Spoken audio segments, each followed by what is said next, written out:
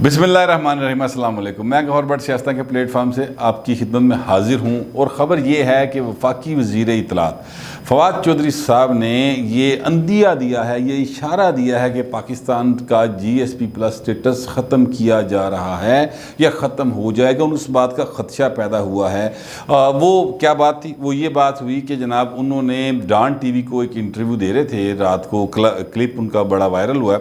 उसमें उन्होंने ये कहा कि जनाब डॉन अखबार जो है, डॉन ग्रुप जो है, ये पाकिस्तान के ख़िलाफ़ जो आलमी साजिशें हैं कि पाकिस्तान को GSP+ का स्टेटस ख़त्म किया जाए, उसमें ये इन्वॉल्व है, उसका हिस्सा है डॉन ग्रुप। ये इल्ज़ाम उन्होंने लगाया, जिससे ये एक ख़दशा पैदा हुआ है ये कि जनाब कहीं GSP+ तो नहीं हमसे छीना जा रहा ये स्टेटस। अच्छा, वो ख़दशा क्यों पैदा हुआ है?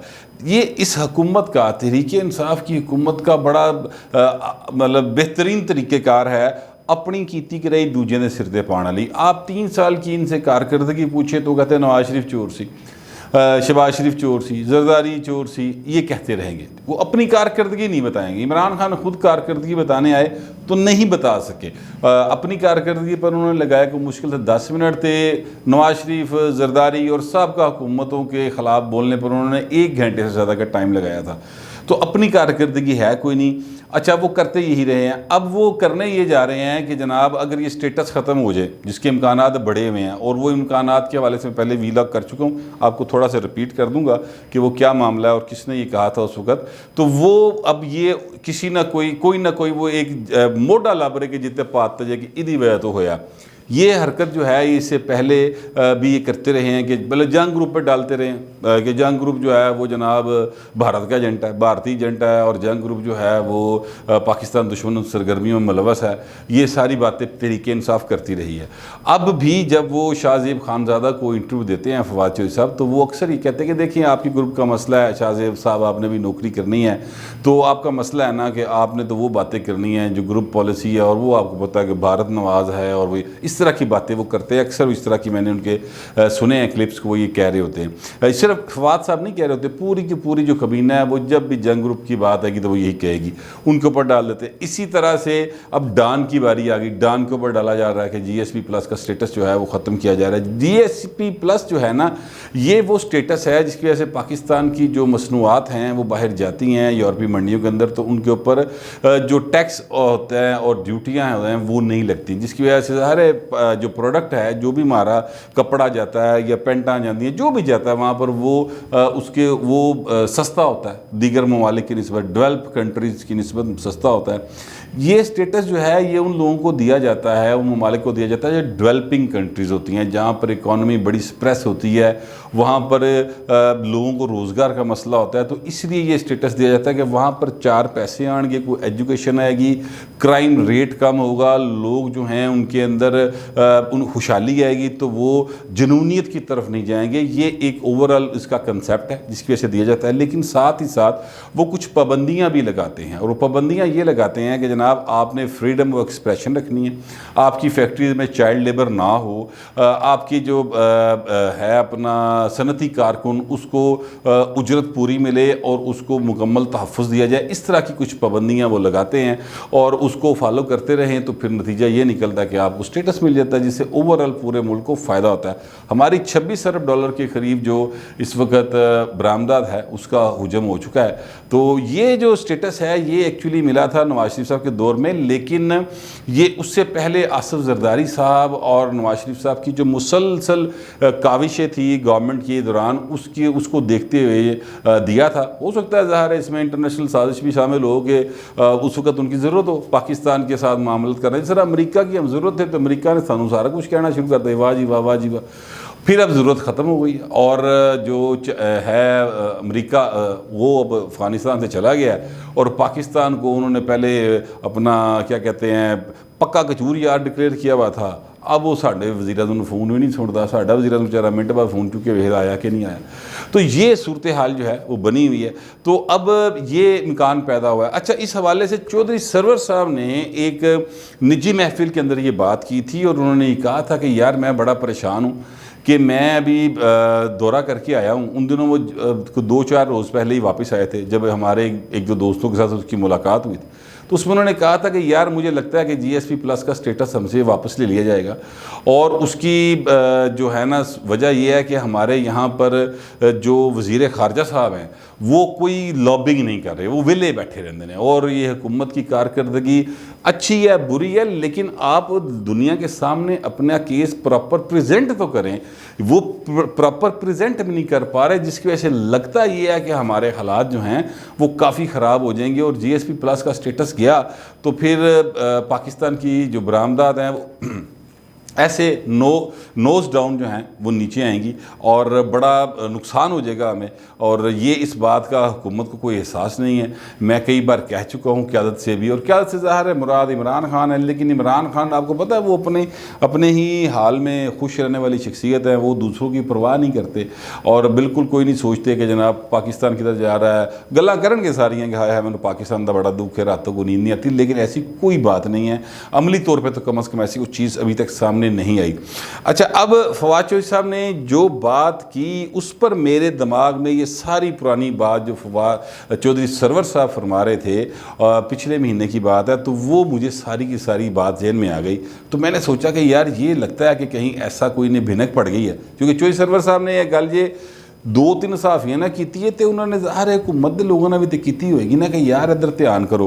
तो अब उन्हें थोड़ा सा महसूस हुआ होगा कि हालात इस तरफ जा रहे हैं, तो उन्होंने फौरी तौर पर ये अब ये काम भी मीडिया के सर पर डालने की कोशिश करनी शुरू कर दी है कि मीडिया की वजह तो असरा होना शुरू हो गया है। यहाँ के नकायस सब निकाल के बताते हैं, तो उसके नतीजे में ज़ाहिर है कि बड़ा मसला बन जाता है। फ्रीडम ऑफ एक्सप्रेशन आपको कहाँ पर यहाँ पर कदगन है, ये है वो, इस तरह की बातें जो करके ना तो मीडिया पर पाने की कोशिश है, इसके अलावा कुछ नहीं है।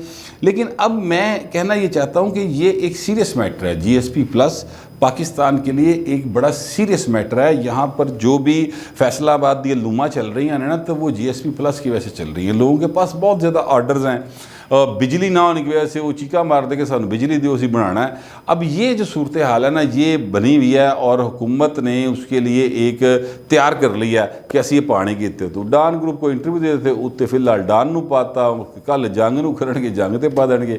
तो मीडिया को वो मुर्दे इल्ज़ाम ठहरा रहे हैं और अपनी मंजी थले डांग नहीं फेर रहे कि भाईन आप खुद देखें कि किस तरीके के साथ यहाँ पर फ्रीडम ऑफ एक्सप्रेशन को सप्रेस करने की कोशिश की जा रही है। वो जो PDM में बिल आ रहा है, वो अगर आप उसका जो कंसेप्ट पेपर है वो मुझे किसी ने दिया है, मैंने उसको थोड़ा सा पढ़ा है, तो उसको अगर आप पढ़ लें तो आप सारी कहानी सीधी हो जाएगी कि वो चाह के रहे हैं। लेकिन वो चले जब हुकूमत लाएगी तब देखेंगे, जब ऑफिशियली कोई चीज़ आ जाएगी तो उसके ऊपर फिर बात करेंगे। वो वैसे भी PFUJ अपने लेवल के ऊपर देख रही है, साफ़ी की तंजीम है, मालकान भी उसको देख रहे हैं, वो एक अलग इशू है, उस पर फिर बात करेंगे। लेकिन मैं कहना ये चाहता हूँ कि भाई ना तुम मेहरबानी करो अपनी कारकर्दगी बेहतर करें, दूसरों पर इल्ज़ाम लगाना भी छोड़ दें। 3 साल हो गए यार, अब आप काम करके दिखाएं। आप इस तरह ना करें कि आपने जो है ना कि कहना अभी तक आप अपोजिशन के मोड में है कि फलाना है जी फलाना है जी, भाई तुझे क्या किया, अपनी गल करो ना। लो आज इन्होंने जो किया है वो बड़ी ज़बरदस्त, ये वैसे हुकूमत है बड़ी मज़ेदार। आपको मैं एक तस्वीर दिखा रहा हूँ, और वो तस्वीर जो है वो आपकी स्क्रीन पर चल रही है।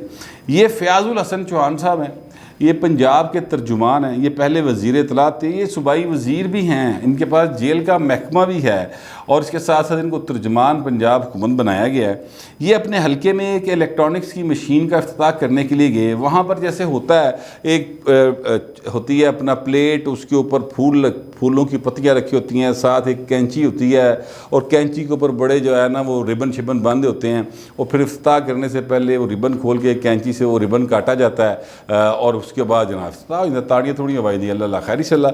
लेकिन हुआ क्या, वो कैंची ने रिबन काटने से इनकार कर दिया। यानी वो कैंची बेचारी इंजदी सी जिस तरह की पोजीशन है साड़ी, ठीक है, यानी वो जिस तरह की PDM है ना उस तरह की वो कैंची थी कि वो जनाब हुकूमत को का फीता नहीं काट सक रही थी, तो इसी तरह वो कैंची भी नहीं काट सकी।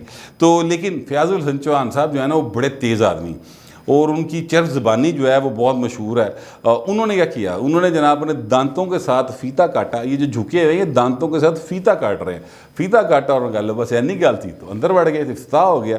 फ़याज़ुल हसन चौहान साहब जो है ना ये मीडिया अट्रैक्शन हासिल करने के लिए कुछ भी कर सकते हैं। शेख रशीद साहब हुए, फ़याज़ुल हसन चौहान साहब हुए, और इस तरह का एक करैक्टर मुझे और जहन में आ रहे हैं, लेकिन वो पाकिस्तानी नहीं हैं, वो भारतीय एक सियासतदान थे, लालू प्रसाद यादव उनका नाम था, और वो आजकल हर जेल में हैं, वज़ीरे रेल रहे हैं। वो भी इस तरह की बातें भी बड़ी तेज़ किया करते थे, बड़े चुभते हुए जुमले कहते थे मुखालफिन के लिए, और अपने आप को प्रमोट करने के लिए बड़ी अजीबोगरीब बातें करते थे। वो कहा करते थे, मसलन उनका एक जुमला बड़ा मशहूर है कि बिहार की सड़कों को मैं हेमा मालिनी के गालों की तरह कर दूँगा, ठीक है, ये उनका जुमला बड़ा मशहूर है। खैर वो इस वक्त जेल में है, शायद उनकी बीवी वज़ीर रही, वो भी शायद जेल में है, करप्शन का केस था कोई। तो मैं ये कहना ये चाह रहा हूँ कि फ़याज़ुल हसन चौहान साहब भी जो है ना मीडिया अट्रैक्शन हासिल करने के लिए इस तरह की हरकतें करते हैं। शेर रशीद साहब को आप देख रहे, एक दफ़ा मोटरसाइकिल पर बैठ के भाग गए थे और सारे नू दस के ना हस रहे कि मैं इधरों दी नसांगा तो तुसीं अग्गों तो कैमरा लैके आई जाना, ये कैसा वो भाग रहे थे। अच्छा, इसी तरह फ़याज़ुल हसन चौहान साहब जो हैं जब पहले वज़ीर बने तो इन्होंने हर एक के लत्ते लेने शुरू किए। इनसे गलती हो गई कि जनाब नरगस को छेड़ बैठे, अदाकारा नरगस को। फिर नरगस ने जो बयान जारी किया तो फ़याज़ुल हसन चौहान साहब को बाकायदा तौर पर माफ़ी मांगनी पड़ी थी। इसी तरह फिर दोबारा इन्होंने अक़लियतों के हवाले से कोई बयान दे दिया, अक़लियतों ने पूरी दुनिया में रोला डाल दिया, नतीजा ये निकला कि इनकी वजारत चली गई।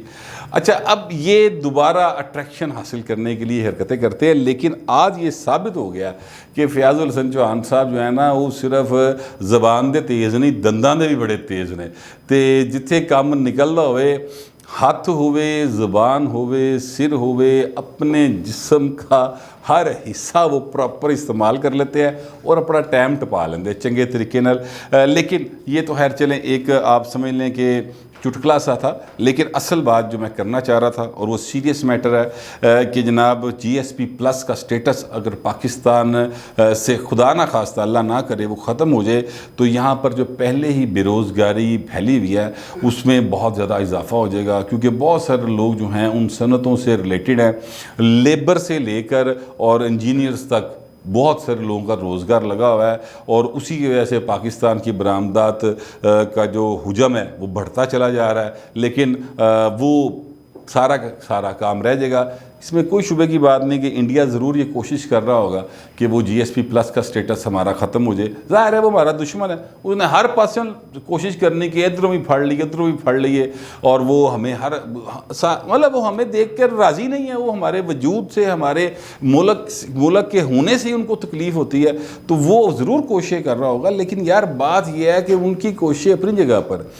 सवाल यह है कि हम क्या कर रहे हैं, हम कहाँ जा रहे हैं। हम अपने आप को प्रमोट करने के लिए, अपने एग्जिस्टेंस को न सिर्फ बरकरार रखने के लिए बल्कि अपने आप को दुनिया में अपना लोहा मनवाने के लिए हम क्या कर रहे हैं। हमारे वज़ीर ख़ारजा साहब जो हैं उनकी कारकर्दगी क्या है, यानी बाइडन भी फ़ोन नहीं सुनता या करता नहीं है, मोदी फ़ोन सुनता नहीं है, ये जनाब चाइना जाते हैं उथे मुँह को नहीं लांदा, नो लिफ्ट का बोर्ड लगा दिया चाइना ने। तो ये हमारी सफारतकारी है, ये हमारी कारकर्दगी है कि साफ़ियों से लेकर पैरामेडिक्स तक और जो हैं डॉक्टर्स और टीचर्स सारे चीखा मार रहे हैं। मैं आपको बताऊँ सच्ची बात, मैं परसों तरसों का जंग अखबार देख रहा था, तो जंगी मैं देखता हूँ इसलिए कि वो उसमें ख़बर मिल जाती है।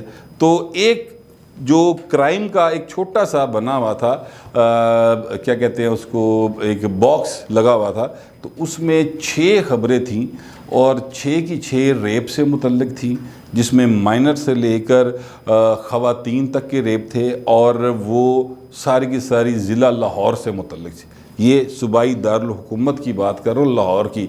मैं आपके साथ खारियाँ की बात नहीं कर रहा, गुजरात की बात नहीं कर रहा, साहिवाल की बात नहीं कर रहा, ये सिर्फ लाहौर की बात कर रहा हूँ। 6 महीने के अंदर तकरीबन 1900 के करीब ख़वातीन के साथ पंजाब में ज़्यादती के वाक़यात रिपोर्ट हुए हैं। ये कारकर्दगी है पाए ना, इस बात से भी ध्यान करो ना, बजाय इसके कि आप कभी मीडिया पे डालें, कभी नवाज शरीफ पे डालें, कभी आप जरदारी साहब पे डालें, कभी बिलावल साहब से कहें वो लड़काने से बाहर इलेक्शन नहीं लड़ सकते। तो ये मतलब ये बातें ना करें। अब आपको सर काम करना चाहिए और काम करके दिखाएं, मेहरबानी करें। अब पाकिस्तान सीरियस क्राइसिस का शिकार है और ये जितना मुल्क आपका है सर उतना ही हमारा भी है। मतलब सीधी बात है, ये इस मुल्क से ना आप कहीं जा सकते हैं, ना हम कहीं जा सकते हैं, ना ही मैं तो कम अज़ कम जाना भी नहीं चाहता। मैं तो यहीं पे रहना चाहता हूँ। और मुझे बहुत ज़्यादा फ़िक्र है, इसलिए मैं बार बार इस तरफ तवज्जो देता हूँ कि पाकिस्तान कम्स फर्स्ट। ये मुशर्रफ ने खाम खा के एक नारा बनाया था जिसका उसको मतलब नहीं पता, लेकिन हम इस के मतलब को जानते हैं क्योंकि हमारे बुज़ुर्गों ने इसके लिए कुर्बानियाँ भी दी हैं और इस मुल्क के लिए हम जो है ना जो भी हो सकता है वो करेंगे। लेकिन भाई ने तुसी भी कुछ करो, तुसी नवा पाकिस्तान बनाने टुरे सो, सानू साडा पुराना पाकिस्तान दे दिओ, असी तुहाडे नवें तो नहीं मंगदे, सानू पुराना ही दे छड्डो, असी उत्ते ही राजी। लोगों ने रोटी तो लभदी ना खाण नूं, GSP प्लस का स्टेटस भी बरकरार रहता, नवें ही तो हर शाही खतरे च पै गई। फिलहाल इतना ही, मिलते हैं अगले वीलॉग।